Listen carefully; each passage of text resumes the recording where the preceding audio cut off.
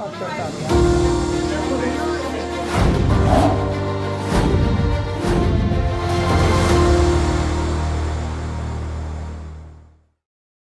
नमस्कार, आप सभी का विश्वास न्यूज के इस खास वेबिनार में स्वागत है।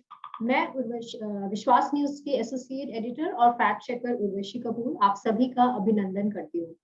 कोरोना के बीच उत्तर प्रदेश समेत देश के 5 राज्यों में विधानसभा चुनाव हो रहे हैं, जैसा कि हम सब जानते हैं। और चुनाव के दौरान झूठी और भ्रामक सूचनाएं फैलाने का निंदनीय कार्य भी हो रहा है। इसलिए सच के साथ ही फिर आपके बीच आया है। देश के अग्रणी फैक्ट चेकिंग वेबसाइट विश्वास न्यूज सच के साथ ही विधानसभा चुनाव 2022 अभियान के तहत कानपुर से शुरुआत कर रहे हैं। आपसे अपनी सेहत का ख्याल रखने, मतदान जरूर करने की पुरजोर अपील और अफवाहों से बचने के तमाम उपायों के साथ हम इस वेबिनार में आपके साथ जुड़े हैं। तो एक बार फिर मैं आप सभी का इस वेबिनार में स्वागत करती हूँ। विश्वास न्यूज जागरण समूह के डिजिटल प्लेटफॉर्म जागरण न्यू मीडिया के अम्ब्रेला में 12 भाषाओं में फेक न्यूज की पड़ताल का काम कर रहे हैं। हम फेसबुक समेत कई सोशल मीडिया प्लेटफॉर्म्स के third party fact checker website है और हम IFCN यानी इंटरनेशनल फैक्ट चेकिंग नेटवर्क से भी जुड़े हुए हैं। हम IFCN सर्टिफाइड ऑर्गेनाइजेशन भी है। विश्वास न्यूज को लीड कर रहे हैं जागरण न्यू मीडिया के editor in chief mister Rajesh Upadhyay और हमारे साथ जागरण न्यू मीडिया के एग्जीक्यूटिव एडिटर प्रत्युष रंजन भी जुड़े हुए हैं। हम सच के साथी इससे पहले भी कर चुके हैं। ये हम 5वीं बार सच के साथी कर रहे हैं। तो मैं आपको बताना चाहूंगी कि इससे पहले जबकि हम सच के साथी करा हमने, तो ब्रीफ में मैं आपको बताना चाहूंगी कि हमने 5 बार जो सच के साथी किया, उसमें सच के साथी जो हमने पहली बार किया उसमें 2019 15 अप्रैल 2019 से हमने सच के साथी की शुरुआत की। फर्जी खबरों, दुष्प्रचार और अफवाहों को पहचान कर रोकने के लिए विश्वास न्यूज ने पहली बार देश के 3 राज्यों के 9 शहरों में एक जागरूकता अभियान चलाया। और जैसे मैंने आपको बताया कि 15 अप्रैल 2019 में हमने इसकी शुरुआत की, वो था हमारा सच के साथी 1। दूसरा सच के साथी हमने हेल्थ फैक्ट चेक के ऊपर, जिससे यानी कि सेहत से जुड़े जो मिस इन्फॉर्मेशन है उसके ऊपर हमने चलाया। विश्वास न्यूज ने सच के साथी 2 का आयोजन 20 से 29 फरवरी 2020 के बीच किया। सच के साथी 3 हमने किया बिहार चुनाव के दौरान। तो बिहार चुनाव के दौरान विश्वास न्यूज की टीम ने राज्य के 5 शहरों में 5 वेबिनार करके हजारों लोगों तक चुनाव के दौरान जो फैलने वाली फर्जी खबरें हैं या फेक न्यूज है या मिस इन्फॉर्मेशन जिसको हम कहते हैं, उसके बारे में हमने उनको ट्रेनिंग दी।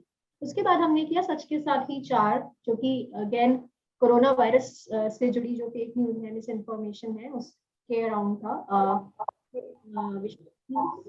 लिटरेसी अभियान था ये, और इसमें हम 12 शहरों के प्रतिभागियों ने पार्टिसिपेट किया था। अब जो हम करने जा रहे हैं इलेक्शन इन्फॉर्मेशन के दौरान, ये फॉर हेल्दी वोटर्स का नाम है सच के साथी 5, सच के साथी 5 फॉर हेल्दी वोटर्स। ये विधानसभा चुनाव 2022 के दौरान हम कर रहे हैं।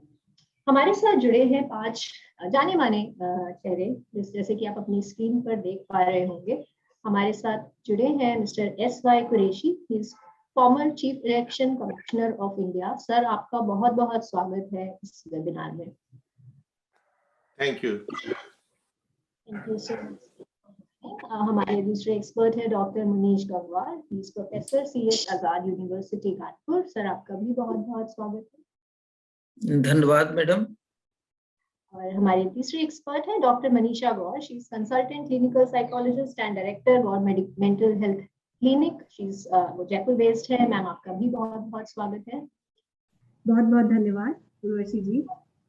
हमारे चौथे एक्सपर्ट है doctor Jitendra Dabral, he is assistant director CSJM university Kanpur. Sir, आपका भी बहुत बहुत स्वागत है।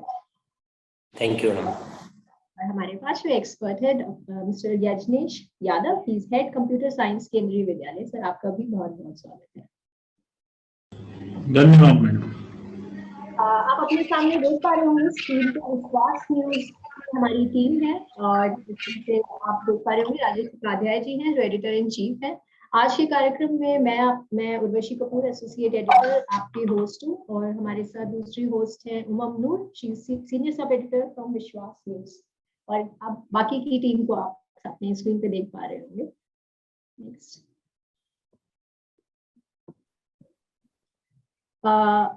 ये आप अपनी स्क्रीन पे, इससे पहले कि मैं आगे बढ़ूं, आज के जो वेबिनार है उसका एजेंडा भी हमने आपको बताया कि इलेक्शन से रिलेटेड हम बात करने वाले हैं। इलेक्शन से रिलेटेड जो मिस इन्फॉर्मेशन है उस पे हम बात करने वाले हैं। इससे पहले कि मैं सेशन की शुरुआत करूं, क्यों ना इसको हम एक डिस्कशन फॉर्म में शुरुआत करते हैं। Doctor mister S Y Qureshi हमारे साथ, माननीय एस वाई कुरैशी जी हमारे साथ जुड़े हुए हैं। सर, मैं इससे पहले कि हम शुरुआत करें, हम क्योंकि ये मिस इन्फॉर्मेशन के अराउंड हम इलेक्शन के अराउंड कर रहे हैं वेबिनार, इलेक्शन से जुड़ी या कोई भी ऐसा बड़ा इवेंट होता है तो हम देखते हैं कि जब भी कोई ऐसा बड़ा इवेंट होता है उसके अराउंड फर्जी खबरें भी बहुत फैलती है। और अगर हम इलेक्शंस की बात करें तो उसके अराउंड भी काफी पॉलिटिकल मिस इन्फॉर्मेशन भी देखने को मिलती है। तो सर, इस पे आपके क्या विचार है? आप इस पे कुछ अगर हमें कहना चाहेंगे तो। जी, बहुत बहुत शुक्रिया। पहले तो मैं मुबारकबाद देता हूँ विश्वास न्यूज को कि आपने इतना इम्पोर्टेंट मिशन का बीड़ा उठाया। फेक न्यूज और फॉल्स न्यूज इतना लार्ज स्केल फिनोमिनन है कि इंडिया में ही नहीं पूरे ग्लोब में है, पूरी दुनिया में है। जैसे एक मुहावरा है कि किसी ने कहा था कि जितनी देर में सच अपने जूते के फीते बांध रहा होता है उतनी देर में झूठ दुनिया के 3 चक्कर लगा के आ चुकता है। तो इसलिए सच को फैलाने के लिए भी हमें फास्टर एफर्ट्स, क्विकर एफर्ट्स और वाइडर एफर्ट्स करनी ही पड़ेंगी। तो इन अल्फाज के साथ ये मैं बताना चाहूंगा कि फेक न्यूज के बहुत सीरियस कॉन्सिक्वेंसेस हैं। फेक न्यूज के बेसिस पे कम्युनल राइट्स, कास्ट राइट देश में बिल्कुल हलचल मच सकती है, उथल पुथल हो सकती है। इसलिए उसको सख्ती से डिटेक्ट करना, प्रॉम्प्टली डिटेक्ट करके उसको सख्ती से रोकना बहुत जरूरी हो जाता है। इलेक्शन पर्टिकुलरली वल्नरेबल होते हैं। हम जब से इलेक्शन देख रहे हैं 40-50 साल से, उसमें र्यूमर्स का एक बहुत बड़ा रोल हुआ करता था कि अफवाहें फैलती हैं। जैसे जो नॉर्मल और हालात में भी, जैसे कम्युनल राइट्स हो रहे हैं, कास्ट टेंशन हो रही है, उसमें भी एक र्यूमर फैलाता है कोई झूठा कि जी फला जगह फला को उसने मार दिया, कई जगह गाय मार दी, कहीं ये कर दिया, और लोग बगैर सोचे समझे उतावले होके सड़कों पे आ जाते हैं और 10 लाशें गिर जाती हैं। ये हमेशा ऐसे एक फेक न्यूज का ये तरीका तो होता था, लेकिन आज सोशल मीडिया के एज में तो ये बहुत ज्यादा बढ़ गया, बहुत ज्यादा खतरनाक हो गया है, क्योंकि ये इलेक्ट्रॉनिक है। इसमें इसकी क्या कहते हैं इसको,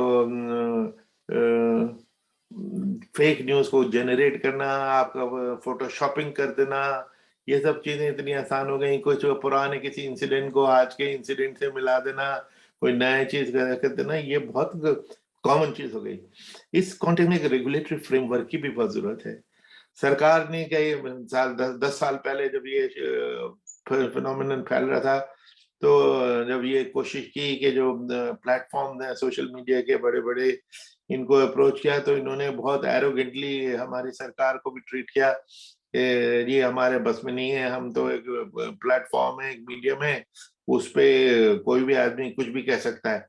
तो जब उनको ये दिखाया गया, बताया गया, और कोर्ट्स ने भी ये मुदाखलत की कि तुम्हारे इस प्लेटफॉर्म की वजह से अगर कोई क्राइम हो जाए, उसकी वजह से कोई टेररिस्ट अटैक हो जाए, तो तुम ये कह दो कि हम तो सिर्फ एक प्लेटफॉर्म है, ये नहीं चलेगा, आपकी जिम्मेदारी बनती है।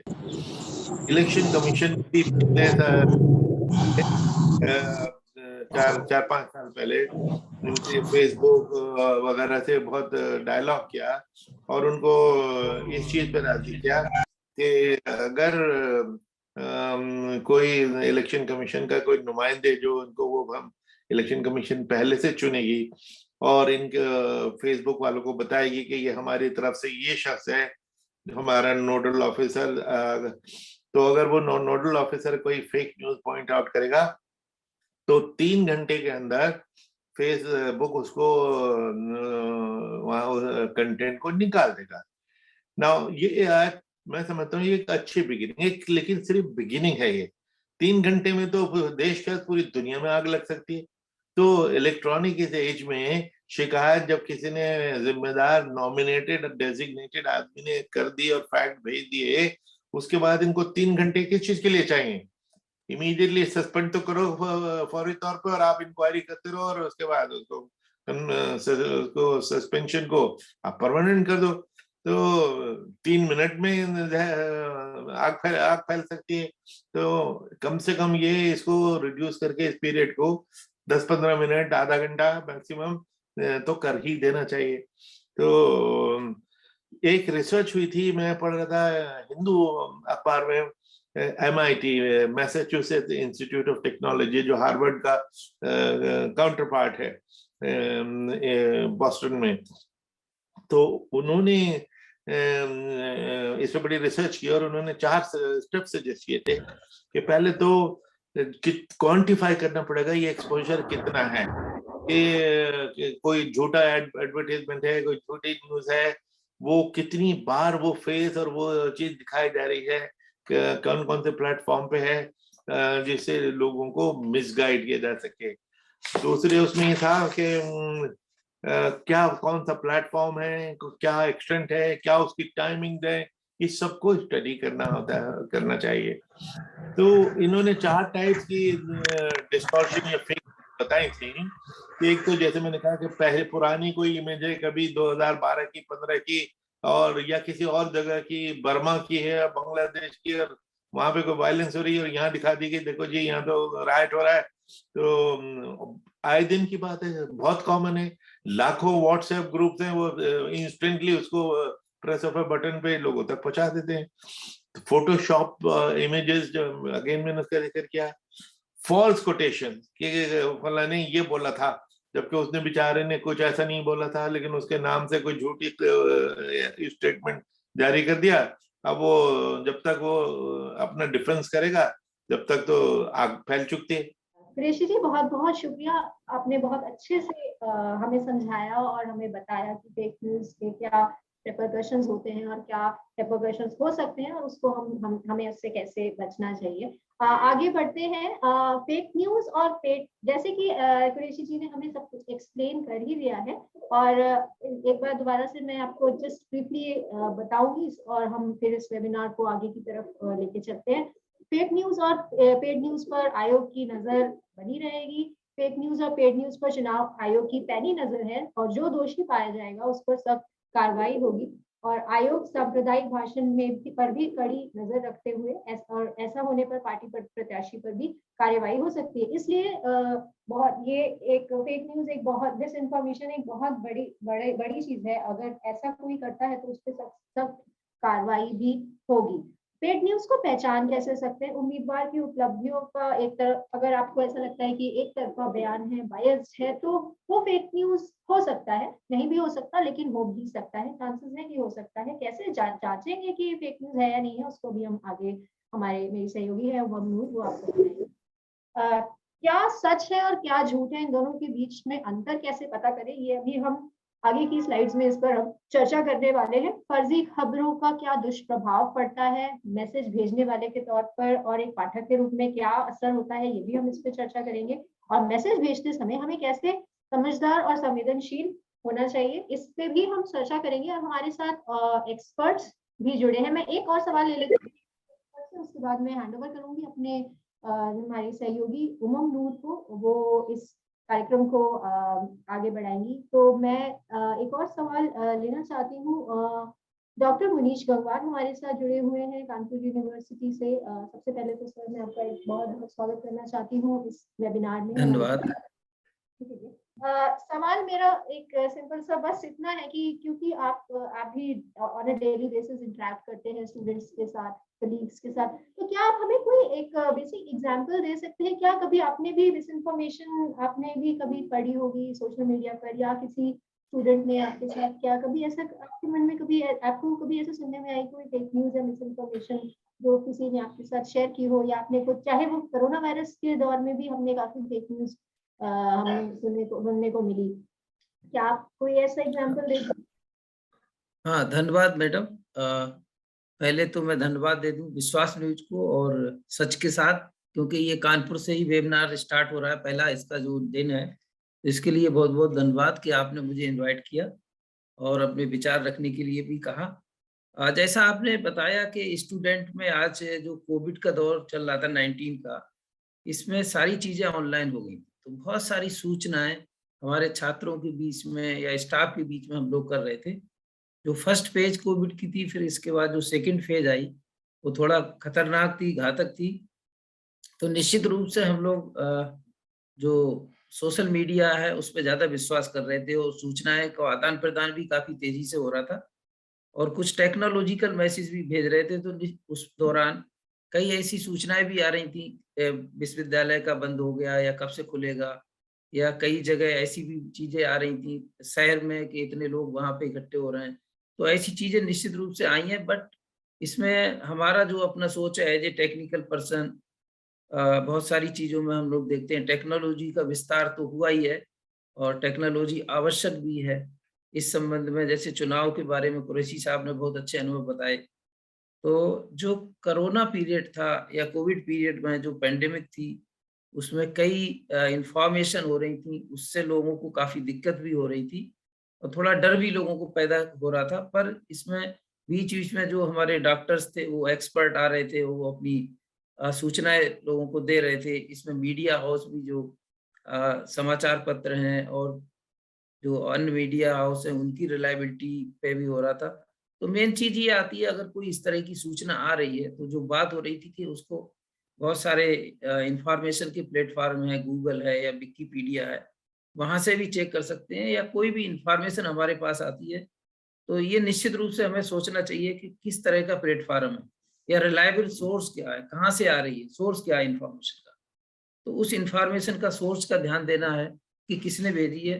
सपोज हमारे ऑर्गेनाइजेशन में तो किस लेवल के ऑफिसर्स ने भेजी है, या फिर दूसरी चीज आती है कि उसको हम थोड़ा सोचें कि ये इंफॉर्मेशन सही है गलत है, अपना विवेक का इस्तेमाल करें, तब हम उसको फॉरवर्ड करें। तो बहुत सारी इंफॉर्मेशन थोड़ी देर पहले जैसे कुरैशी साहब भी बता रहे थे कि कई बार पिछली घटनाएं होती हैं और नई घटनाओं से जोड़ देते हैं। तो ये चीजें भी इसमें कोविड पीरियड में भी हुई हैं। तो समय समय पर ये चीज आती रहती हैं। तो बेसिकली हमको देखना ये है कि जो सूचना हमारे पास आई है उसका समाज पे क्या असर पड़ रहा है, किस तरह से वो लोगों को प्रभावित करेगी, कम्युनिटी को करेगी। क्योंकि बहुत सारे लोगों को आज के डेट में व्हाट्सएप ग्रुप बने हुए हैं और सब लोग मोबाइल देखते हैं। हमने ये भी महसूस किया है कि लोग कोविड पीरियड में अखबार कब देख रहे थे, मोबाइल पे ज्यादा विश्वास कर रहे थे। और जो सूचनाओं का आदान प्रदान था, बीच में एक सूचना आ गई थी कि अखबार से भी कुछ चीजें फैल रही हैं, जबकि ऐसा नहीं था। तो कई चीजें ऐसी मिस इन्फॉर्मेशन या फेक न्यूज बीच बीच में आती रही और उसको अखबार ने भी क्लेरिफाई किया। जैसे मैं दैनिक जागरण का पाठक हूँ, तो ये आया कि अखबार से भी वायरस का फैल रहा है। तो ये जो चीजें आई थी इनमें निश्चित रूप से रोक लगी थी। तो जरूरत इस बात की है कि लोग किस तरह से उसको ले रहे हैं और उसका सोर्स क्या है, वो सूचना कहाँ से आपके पास आ रही है।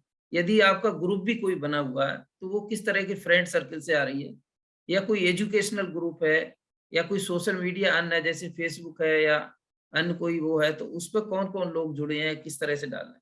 तो आपको रिलायबिलिटी देखनी है, उसको आप चाहें तो गूगल में भी चेक कर सकते हैं। अन्य जो आपकी जो फैक्ट चेक करने के लिए कई ऐसे प्लेटफॉर्म भी हैं, वेब बेस्ड प्लेटफॉर्म हैं। अगर आप थोड़ा जानते हैं, पढ़े लिखे हैं, तो आप कई ऑर्गेनाइजेशंस हैं जो इस तरह की न्यूज को चेक करके भी बता देंगे, तो उस पर भी जा सकते हैं। तो निश्चित रूप से जो कोविड पीरियड था उसमें कई तरह की मिस इन्फॉर्मेशन का डिसिमिनेशन तो हुआ और उसके कुछ बैड इफेक्ट भी आए। ये नहीं कह सकते कि नहीं आए, कई जगह आए। बहुत सारे लोग मिस इन्फॉर्मेशन के वजह से कई जगह इकट्ठे हो गए, फिर उनको खाने पीने रहने और वहां से हटाने की भी प्रॉब्लम आई। मुंबई में या बॉम्बे में, बॉम्बे के अलावा न्यू दिल्ली या नोएडा में भी ऐसी चीजें आई। बट ये था कि इस दौरान लोगों ने काफी संयम से काम लिया और लेते भी हैं। और साथ ही साथ जैसा आपने बताया कि अभी इलेक्शन का जो दौर चल रहा है, तो निश्चित रूप से इलेक्शन में मिस इन्फॉर्मेशन या फेक न्यूज का फायदा जो कैंडिडेट होते हैं वो उठाते ही हैं। बट ये है कि ओवरऑल हम लोगों को जागरूक रहना चाहिए और सोच समझ के इस पे अपने विचार रखने चाहिए, या कोई इन्फॉर्मेशन इस तरह की आती है तो उसको फैलाना चाहिए। कई बार ऐसी सूचनाएं जो जैसा आपने कहा आपका अनुभव क्या है, तो बीइंग ए प्रोफेसर मैं कई ग्रुप में हूँ, एडमिन भी हूँ, तो हमने देखा कि हमारे स्टूडेंट के बीच में भी आ रही कि नेक्स्ट डेट उन्होंने कोई डाल दी किसी ने कि इस डेट से ये यूनिवर्सिटी खुल रही है, या ये डाल दिया कि इस डेट से ये ऑनलाइन एग्जामिनेशन होंगे। तो ये चीजें आई हैं, उन पे एप्रोप्रिएट लेवल पे हम लोगों ने एक्शन लिया है, जिससे कि इस तरह की चीजों से बचे हैं। तो मेन चीज ये आती है कि किस तरह से इस सूचनाओं को हम रोकें। वर्तमान समय में टेक्नोलॉजी का उपयोग करना है और बहुत सारी चीजें ऑनलाइन है, क्लास भी ऑनलाइन चल रहे हैं, तो इनको सबको देखते हुए हमें बहुत सावधानी भी बरतनी है। और कोई सूचना ऐसी आती है जिससे कि समाज में किसी तरह की घटना हो सकती है, या किसी तरह का विद्रोह हो सकता है, या उसका बैड इफेक्ट आ सकता है, कई बार दंगे की स्थिति आ जाती है, लड़ाई झगड़े की, तो उसको हमें पहचानना है और उसको रोकना है, और कौन सा सोर्स है ये भी ध्यान रखना है। तो इन सारी चीजों को ध्यान रखते हुए इस पे हम प्रयोग करें और सूचनाओं का आदान प्रदान करें। और निश्चित रूप से अगर फेक न्यूज है कोई या मिस इन्फॉर्मेशन है, तो उसका सोसाइटी पे एंड ओवरऑल ज्यादातर उसका इफेक्ट बैड ही आता है, उसका कहीं ना कहीं प्रभाव जरूर आता है। तो ये था मेरा विचार। Thank you very much. अब हमने इनसे क्या सीखा? हमने इनसे ये सीखा कि सच, झूठ, राय, अफवाह में क्या डिफरेंस होता है, और दूसरों का नजरिया हमें समझने की कोशिश करना चाहिए, जैसे कि वो 6 और 9 वाला पॉइंट था। इसी तरह सबका अपना मतलब हो सकता है, किसी भी चीज का सबका अपना अपना मतलब हो सकता है। और इसी तरह ये हमें ये सोचना चाहिए कि आपका जो मैसेज है वो दूसरे तक कैसे पहुंच रहा है, इसीलिए हमें फौरन रिएक्ट नहीं करना चाहिए, सामने वाले के पॉइंट को भी समझना चाहिए और दूसरों की भी सुननी चाहिए। इसी तरह अपनों की और मतलब दूसरों की जगह पर अपने आप को भी रख कर देखें कि अगर मुझे ये दिख रहा है तो ज़रूरी नहीं है सामने वाले को भी वही दिखे। इसीलिए इन सारी चीज़ों को समझना चाहिए। अब बात करते हैं कुछ फर्ज़ी खबरों की। बहुत सारी फर्ज़ी खबरें सोशल मीडिया पे वायरल होती रहती हैं और हम उनको किस तरह से डील कर सकते हैं, हम उनका खुद से कैसे फैक्ट चेक कर सकते हैं। मैं इस स्लाइड से आगे बढ़ने से पहले मैं चाहूँगी कि हमारे साथ डॉक्टर जितेंद्र जी जुड़े हुए हैं। सर, डॉक्टर जितेंद्र सर, आप हैं हमारे साथ? जी मैडम, नमस्कार। नमस्कार सर, कैसे हैं आप? सर, बहुत-बहुत धन्यवाद हमारा वेबिनार में जुड़ने के लिए आपका। सर, मैं ये जानना चाहूँगी कि आप भी बहुत सारे फेक न्यूज़ को डील करते होंगे, आपके पास भी अक्सर आता होगा कि ये फेक न्यूज़ वायरल हो रही है। सर, हमारे साथ अपना एक्सपीरियंस शेयर कीजिए, या आपने किसी को बताया हो कि इस तरह से सोशल मीडिया पे लोगों को शेयर नहीं करना चाहिए, तो कुछ सर हमारे साथ अपना एक्सपीरियंस बताइए।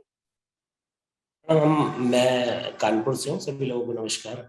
हमारे पास तमाम छात्र आते हैं अलग अलग गांव से, जगहों से, जो यहाँ करके पढ़ते हैं।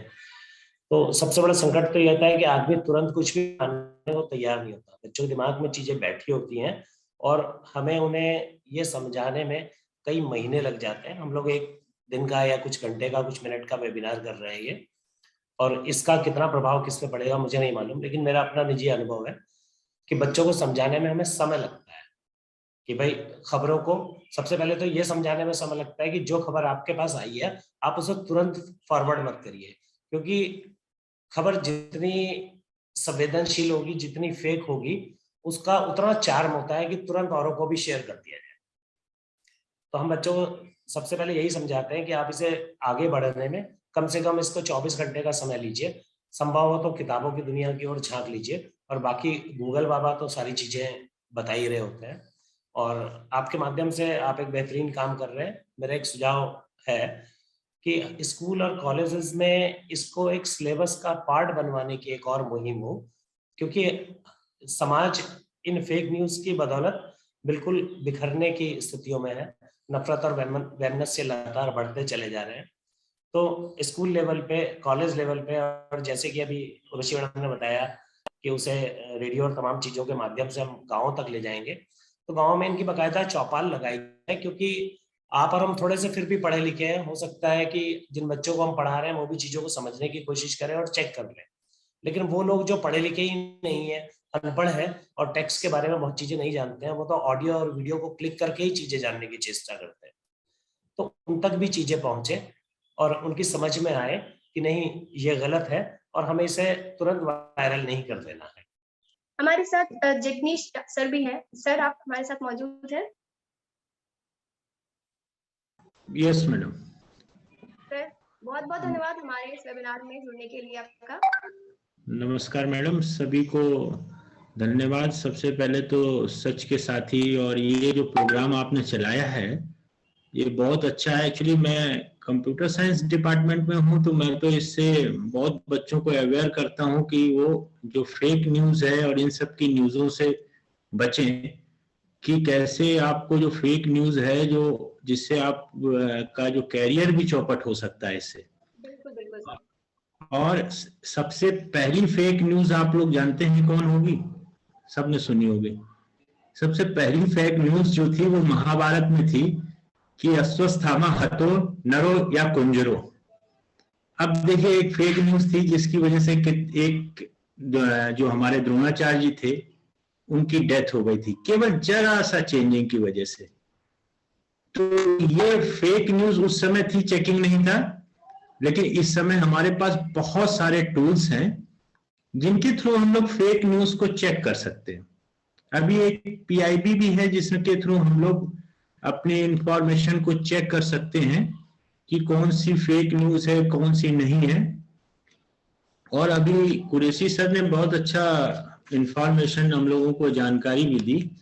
एक चीज और भी है कि यदि हम लोग जैसे इलेक्शंस होते हैं उससे पहले उस एरिया के जो कम्युनिकेशन मीडिया है उसको बैन कर सकते हैं, तो उससे भी अगर कोई न्यूज़ फेक जा रही है तो वो भी बैन हो सकती है, रोका जा सकता है कि उस एरिया के जो न्यूज़ है जैसे व्हाट्सएप है, सोशल मीडिया, उसको थोड़े 48 घंटे के लिए बैन कर दिया जाए। उससे भी काफी इफेक्ट जो है कि हम लोग फेक न्यूज़ को रोक भी सकते हैं, क्योंकि वो ये इलेक्शंस में काफी प्रभाव डालती है। मेन चीज है कि फेक न्यूज़ जो होती है वो फैलती बहुत तेजी से, ये मतलब कोरोना से भी ज्यादा तेजी से फैलती है। अगर ये जरा सा वायरस एक्टिव हो जाए, क्योंकि फेक न्यूज में इंटरेस्ट बहुत आता है लोगों को, जो ओरिजिनल न्यूज है उसमें इंटरेस्ट नहीं आएगा। आपको पता है, मैं तो बचपन से ये दैनिक जागरण का जो अखबार है इसको पढ़ रहा हूँ। अब कई अखबारों में न्यूज आती थी तो हम लोग पहले दैनिक जागरण को सर्च करते थे कि वहां न्यूज आई है कि नहीं आई है, अगर वहां आई है तो सच है। तो ये भी एक जो न्यूज चैनल्स हैं इनको भी अपनी एक वो बनानी पड़ेगी कि जो हम लोग भेजेंगे, जो भी हम ब्रॉडकास्ट करेंगे वो सही होगी। और वाकई कई चैनल्स ऐसे हैं जिन पर हम लोगों को विश्वास है कि अगर वो कुछ भी ब्रॉडकास्ट कर रहे हैं वो अच्छी है और ठीक है। हमारे साथ जुड़ी हुई है डॉक्टर मनीषा गौर। डॉक्टर मनीषा, सबसे पहले तो आपका बहुत बहुत स्वागत है इस वेबिनार में। नमस्कार उर्वशी, आपका बहुत बहुत धन्यवाद। डॉक्टर मनीषा हमारे साथ जुड़ी हुई है। Doctor Manisha is from Jaipur, एक क्लिनिकल साइकोलॉजिस्ट है, काफी समय से हमारे साथ पहले भी जुड़ चुकी है हमारे काफी शोज में, और आज भी हमने डॉक्टर मनीषा से रिक्वेस्ट की है कि वो हमारे लिए अपना कीमती समय निकाले। डॉक्टर मनीषा से क्योंकि एक साइकोलॉजिस्ट है और हम कोविड की भी बात कर रहे हैं, मिस इन्फॉर्मेशन की भी बात कर रहे हैं, तो इससे जुड़ा एक सवाल है डॉक्टर मनीषा जो मैं आपसे पूछना चाहूंगी कि कोरोना वायरस के दौर में हमने देखा कि काफी लोगों को प्रॉब्लम्स हुई और उसकी वजह से काफी लोगों को एंजाइटी हुई। अगर कोविड की बात करें या कोविड रिलेटेड मिस इन्फॉर्मेशन की भी अगर बात करें, फेक न्यूज की वजह से भी काफी लोगों को मतलब एक मेंटल इश्यूज या एंजाइटी के इश्यूज हो जाते हैं अगर वो ऐसी मिस इन्फॉर्मेशन कंज्यूम कर ले, चाहे वो कोरोना वायरस के दौरान हो या अदरवाइज। तो ऐसे में आप क्या हमारे साथ एग्जाम्पल शेयर करना चाहेंगी कोई, अगर आपको ऐसे कोई देखने में आया, और अगर किसी को ऐसे एंजाइटी की इश्यूज है तो उसको कैसे ओवरकम कर सकते हैं, आप प्लीज हमारे दर्शकों को बताएं।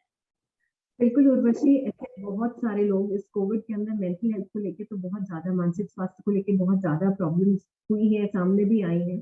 खासकर जो लोग ऑलरेडी एंजाइटी से सफर कर रहे थे या जो लोग किसी प्रकार के मानसिक रोग से पहले से ही सफर कर रहे थे, इस कोविड पैंडेमिक के दौरान उनकी बीमारियां बढ़ गई। बीमारी के अलावा और दूसरी, जैसे किसी को एंजाइटी है तो क्योंकि बहुत ज्यादा कोविड के बारे में है कि छूने से टच मत करो, हाथ धो बार बार, तो उनके अंदर OCD, ऑब्सेसिव कंपल्सिव डिसऑर्डर तरह नाम की एक बीमारी और डेवलप हो गई, क्योंकि उनके मन में शंका आने लगी। जहां आप फेक न्यूज की बात कर रहे हैं, कोविड को लेके भी बहुत सारी बातें व्हाट्सएप पे, बहुत सारे व्हाट्सएप फेक न्यूज का एक सबसे बड़ा सोर्स है, I would say social media. तो उसको लेके इतनी ज्यादा बात हुई है कि लोगों के अंदर घबराहट और डर इतना ज्यादा बढ़ गया है, जिसकी वजह से क्लाइंट्स पेशेंट्स आते रहते हैं। अभी एक पेशेंट रिसेंटली जो मेरे पास आया, उसका ऑब्सेशन इस प्रकार का था, अभी उसको एंजाइटी बहुत ज्यादा चलती थी कि मैं एंटी एंजाइटी पिल्स खा रहा था।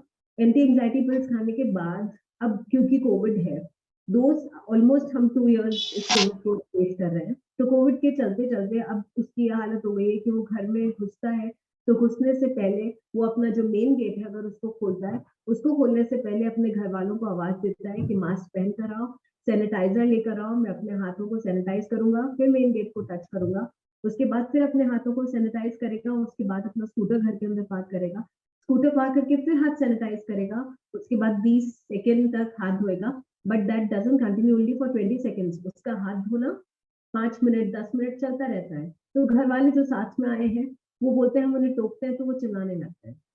उसके बाद वो अपने कपड़े घर से बाहर उतार के जाते हैं और सीधा अंदर बाथरूम में जाते हैं, चाहे भरी सर्दी कितनी भी सर्दी हो, और evening 7 when he reaches home, उसके बाद वो नहाता है और उसके बाद कहीं वो अपने घर के कुंडियों को या स्विचेस को टच करता है, उससे पहले वो टच नहीं करता है। And this is increase because of Covid. Covid के डर और भय की वजह से ये चीजें बहुत ज्यादा बढ़ गई है। तो इस प्रकार के केसेस बहुत सारे आ रहे हैं। उसके अलावा ऑनलाइन कोविड ने हमें एक बहुत बड़ा एंजाइटी जो दिया है, इन जनरल स्ट्रेस इंक्रीज हो गया है। स्ट्रेस इस प्रकार इंक्रीज हो गया है कि ऑनलाइन स्ट्रेस इंक्रीज हो गया है। जिन लोगों को कंप्यूटर काम में लेना नहीं आता था, सडनली स्कूल्स ऑनलाइन हो गए, टीचर्स को सबको कंप्यूटर काम में लेना है या स्टूडेंट्स को काम में लेना है, अपने पेपर्स ऑनलाइन सबमिट करने हैं। तो टेक्नोलॉजी जिनको नहीं आती थी, that was again a stress with so many of them कि हम लोग कैसे चीजों को काम में लें। एंजाइटी कि कहीं हमें बीमारी नहीं हो जाए, कहीं हमारी वजह से घर वालों को बीमारी ना हो जाए। प्लस जो लोग ऑलरेडी हेल्थ से परेशान थे, दूसरे हेल्थ इश्यूज से, जैसे डायबिटीज हो गया, ब्लड प्रेशर हो गया, हार्ट पेशेंट्स हो गए, या जिनको ऑलरेडी कोई हेल्थ इश्यूज थे, उनके मन में एंजाइटी हो गई कि हम तो ऑलरेडी प्रोन है, हमें तो बीमारी, हमारा तो इम्यूनिटी ऑलरेडी लो है, तो हम लोग कैसे इस चीज को मैनेज करेंगे। क्योंकि हमारी इम्यूनिटी लो है तो हमें तो बहुत जल्दी ये वायरस लग जाएगा, बहुत ज्यादा जल्दी बीमारी लग जाएगी। तो इस चीज को चलते वो बार बार न्यूज देख रहे हैं कि अभी केसेस कितने हो गए, अभी केसेस कितने कम हुए। और जब ये सारी चीजें चल रही है तो एंजाइटी और बढ़ रही है, बिकॉज उनका पूरा दिन वही न्यूज देखने में जा रहा है। तो यहाँ पे सोशल मीडिया उनकी एंजाइटी बढ़ाने में और हेल्प कर रहा है। उसके अलावा स्टूडेंट्स के अंदर, क्योंकि उनका आउटडोर एक्टिविटी, स्टूडेंट्स हैं या बच्चे हैं, बच्चों के अंदर भी हेल्थ इश्यूज बहुत बड़े, मेंटल हेल्थ इश्यूज, और बच्चे भी बहुत सारे इन दिनों मेरे पास आ रहे हैं। तो आउटडोर एक्टिविटीज बंद हो गई, पूरा दिन घर में सीमित थे, 5-6 घंटा क्लासेस अटेंड कर रहे हैं ऑनलाइन, और उसके बाद बाहर नहीं जा सकते तो घर में बैठ के क्या करें, मोबाइल में ही खेल रहे हैं, मोबाइल में ही और दूसरी गेम्स खेल रहे हैं। पबजी के बारे में तो सबको पता है, उसके अलावा और बहुत सारे गेम्स अभी शुरू हो चुके हैं जो ऑनलाइन बच्चे खेल रहे हैं। तो इंटरैक्शन बंद हो गया, ऑनलाइन एक्टिविटीज इंक्रीज होने की वजह से। मैं आपको बताना चाहूंगी कि ऑनलाइन जो हमारा देखना है, जो इंटरनेट का विजन जो होना चाहिए, that should be about 2 hours. किसी भी अडल्ट को 2 घंटा से ज्यादा इंटरनेट यूज नहीं करना चाहिए। तो अब हम बोल सकते हैं कि अपने ऑफिस या अपने स्कूल के अलावा 2 घंटे से ज्यादा इंटरनेट यूज नहीं करना चाहिए। तो जहां इंटरनेट अगर 2 घंटे से ज्यादा यूज हो रहा है तो इंटरनेट एडिक्शन के केसेस भी बढ़ रहे हैं और डोमेस्टिक वायलेंस के केसेस बढ़ रहे हैं, क्योंकि घर ही घर में रहते हैं तो प्रॉब्लम्स इतनी ज्यादा हो रही है, घर में वायलेंस इतना ज्यादा हो रहा है, हस्बैंड वाइफ के रिलेशंस में प्रॉब्लम आ रही है, बच्चे बाहर नहीं जा पा रहे हैं तो उनका इरिटेशन, उनका स्ट्रेस, चिड़चिड़ापन, इतना उन लोगों के अंदर ढीलापन आ गया कि अभी स्कूल शुरू होगा, 9 बजे अगर स्कूल शुरू हो रहा है तो शायद वो 9:15 बजे या 9 बजे उठकर अपने मुंह हाथ धोकर और बेड जाते हैं स्क्रीन के सामने कि हम लोग बिल्कुल तैयार हैं। तो लेजीनेस उनकी डेवलप हो गई है, एपेटाइट में बहुत ज्यादा फर्क आ गया है, या तो बिंज ईटिंग शुरू हो गई है क्योंकि स्ट्रेस है लाइफ में, खालीपन है, आउटडोर एक्टिविटीज नहीं होती तो बिंज ईटिंग शुरू हो जाती है, ज्यादा खाना शुरू कर रहे हैं, या फिर किसी की भूख ही कम हो रही है, गुस्सा है, चिड़चिड़ापन है, बात नहीं करना, सोशल एक्टिविटीज नहीं करनी, किसी और से बात नहीं करना, अवॉइडेंस उनका बहुत ज्यादा डेवलप हो गया। तो इतनी प्रॉब्लम्स डेवलप हो गई है और सबसे इम्पोर्टेंट चीज जिस पे मैं ध्यान आकर्षित सबका करवाना चाहूंगी, सुसाइड, इंक्रीज इन सुसाइड। जो सुसाइड है that is also mental health issue, mental health problem, ये भी बीमारी है, मानसिक बीमारी। और सुसाइड रेट बहुत ज्यादा इंक्रीज हो गई है इस कोविड के चलते, स्पेशली न्यूज को देखते कि मैं तो ठीक हो ही नहीं पाऊंगा, मुझे ये प्रॉब्लम हो गई तो कैसे होगा, मैं अपनी, जहाँ होपलेसनेस आने लग जाती है, इतने सारे लोगों के जॉब चले गए, that has also given a toll on mental health कि अब क्या करेंगे, परिवार को कैसे पालेंगे। तो एक सीधा सा जब बहुत ज्यादा होपलेस हो जाते हैं, नाम आ जाता है, कोई शेयर करने के लिए नहीं होता है, तो उनको ये एक उपाय आता है कि सबको परेशान करके गिल्ट डेवलप होने लगता है, और उस गिल्ट के अंदर उनको लगता है कि सबको परेशान करने से अच्छा है कि अपना जीवन खराब करो, और सुसाइड रिस्क बढ़ने लगता है। That is one big issue जो इस कोविड के बीच में मेंटल हेल्थ को लेकर बहुत ज्यादा आ रहा है।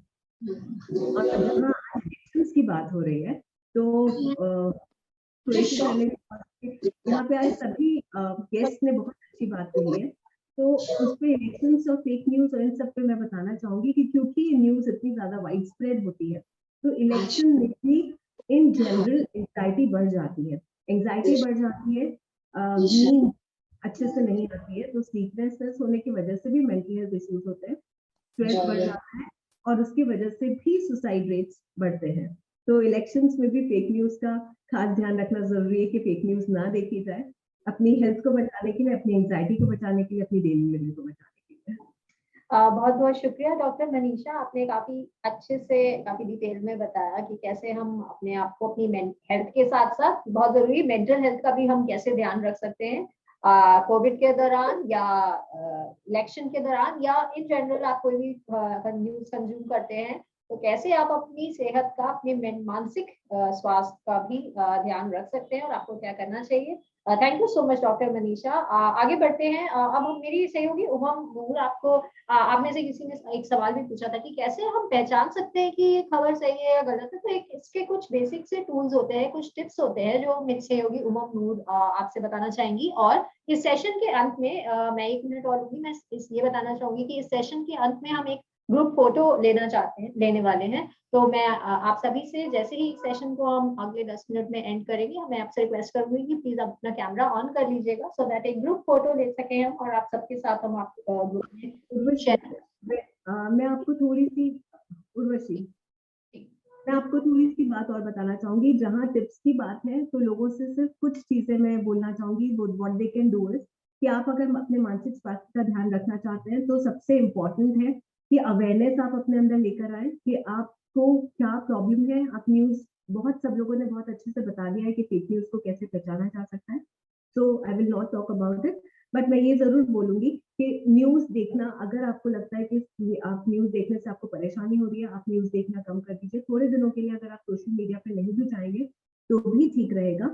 आप, ये चीजें आपके बस में नहीं है, फेक न्यूज रोकना, ये सब करना आपके बस में नहीं है, पर अपने रूटीन का ध्यान रखना, अपनी नींद का ध्यान रखना, अपने खान पान का ध्यान रखना आपके बस में है। तो इन चीजों का आप पूरी तरह से ध्यान दें। स्लीप प्रॉपर लेना बहुत जरूरी है। रात को 10 से सुबह 5-6 बजे की नींद बहुत इंपॉर्टेंट होती है मेंटल हेल्थ के लिए, और वो आपका mental health as well as physical health का इम्यून सिस्टम भी बढ़ाती है।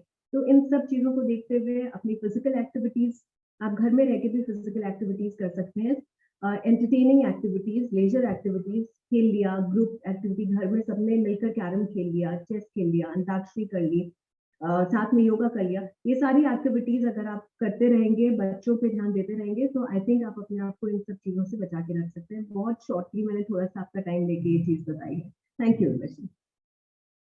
Thank you doctor Manisha for sharing wonderful tips. I am sure ये टिप्स जितने भी हमारे ऑडियंस सुन रहे हैं उनके लिए काफी यूजफुल साबित होंगे।